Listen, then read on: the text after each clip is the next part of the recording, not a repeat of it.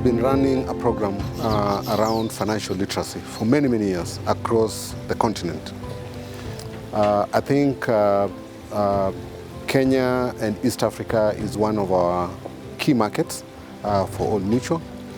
And when we started this idea of how can we enable financial literacy, I think there are a number of partners and thoughts that came through. But fortunately, KICD was already involved in this. We feel very privileged about the partnership we are having with Old Mutual, particularly on a very critical aspect of learning that we are calling financial literacy. As you are aware, we are in the process of reforming our curriculum. And one of the critical aspects of reforming the curriculum is develop learner competencies, to have learners who are able to think, create, and do. It is actually that doing that is at the center of the competency-based curriculum. Phase one of this collaboration with Old Mutual identified any gaps that could be there in helping the teacher to be able to drive financial literacy through. Then phase two here, we are now developing the guidelines that will help the teachers as they teach to ensure that in financial literacy, there's learning, there's acquisition of those competencies, and there's the implementation, which is do. And therefore it matches very well with UAP Old Mutual, issues of learn, and then you are able to think and do. This particular partnership is interesting to us for two reasons. One, KICD is the custodian of curriculum in this country. Secondly, they have the capabilities to actually roll out this program on different platforms. That is why we think this is significant, but ultimately, it's the investment that we are making in the future generation of this country. Remember, this thing is targeting teachers and learners. Teachers specifically, because they are the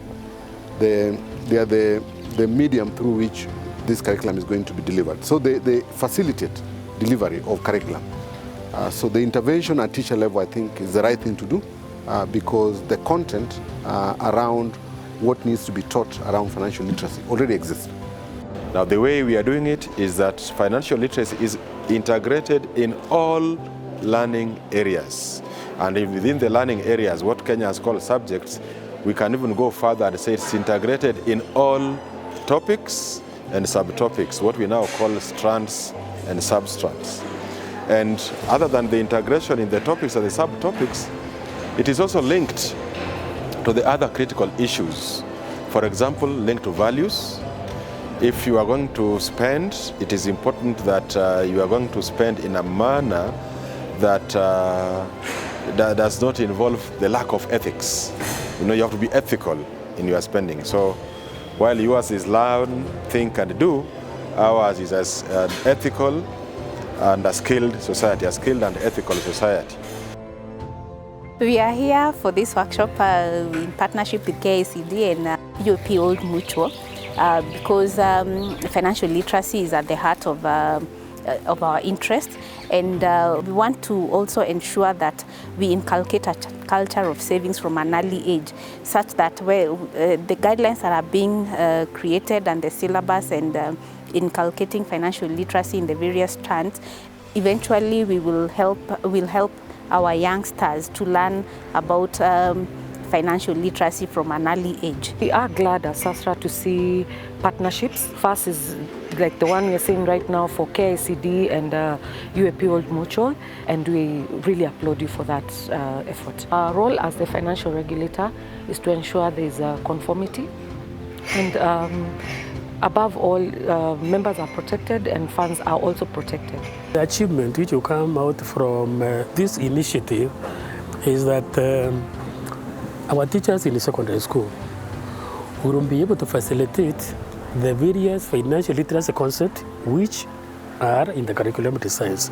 And by doing so, then in the long run, the learners who will come out from secondary, the learners who will come out from the secondary schools, now who will exit from secondary schools to the tertiary institutions, definitely they will be financially and economically literate. UAP Old Mutual is providing us with the funds to be able to engage in all these activities that are very, very resource intensive. But also attending the processes, just to make sure that the mutual, you know, like the name suggests, UAP Old Mutual, the mutual understanding. And mutual here means that we develop the program together, we have a memorandum of understanding, so UAP Old Mutual attends to ensure that the mutual expected outcomes of this program are gained by both organizations. We made a 21 million shillings investment. I think it's a much bigger project. I mean, KICD is running this as a much bigger project, but that's our contribution to it. Is it a one-off thing? The answer is no.